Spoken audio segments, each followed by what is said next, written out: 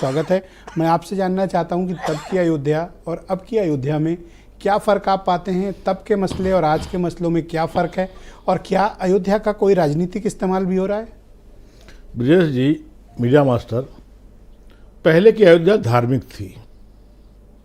आज का जो स्वरूप दिख रहा है ये विश्व का सबसे बड़ा राजनीतिक इवेंट बनने जा रहा है, create by BJP and Modi ji. Brajesh ji, मुझे इस देश में बहुत बड़ा मंदिर हैं, दो जो वर्ल्ड प्रसिद्ध मंदिर हैं। एक तो तिरुपति वो है, और एक वर्ल्ड का सबसे वो मंदिर है जिसका खजाने का पता ही नहीं आज तक चल पाया, पद्मनाभ मंदिर, उसमें दक्षिण में पद्मनाभन जी। तो ऐसे अब ये एक अपना और मंदिर है, तमाम बातें हैं उसमें। देखिए ब्रजेश जी, मुझे याद आ रहा है 5 अगस्त 2020 जिस दिन भूमि पूजन हुआ था, मुझे पत्थर याद आ रहा है। आप समझिएगा क्या रूप, कैसे रूप और कहाँ पर क्या चीज़ें हैं। उस पत्थर में इस देश के माननीय विश्व गुरु प्रधानमंत्री जी आए थे, भूमि पूजन हुआ था। वहाँ पर योगी आदित्यनाथ जी भी थे, योगी राम जी भी थे और मोहन भागवत जी भी थे।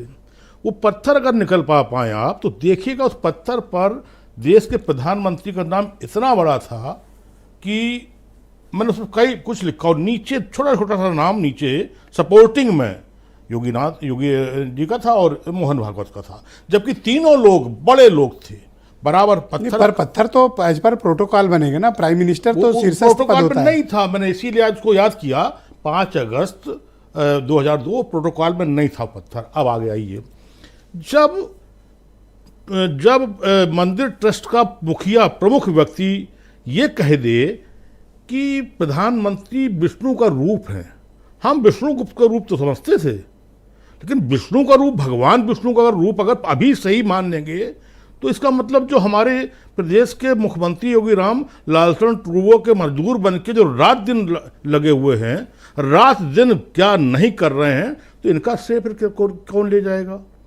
तो हम ये बता रहे हैं कि क्या अभी से मानसिकता ही बनी जा रही है कि देश के प्रधानमंत्री जो उस दिन पर प्राण प्रतिष्ठा पे प्रमुख होंगे, क्या वो भगवान के रूप में होंगे या प्रधानमंत्री के रूप में होंगे या बीजेपी के सबसे बड़े विश्व के रूप में होंगे या एक बहुत बड़े इवेंट मैनेजर के प्रमुख के रूप में होंगे? कहीं ना कहीं तो ये चीज समझनी पड़ेगी ना।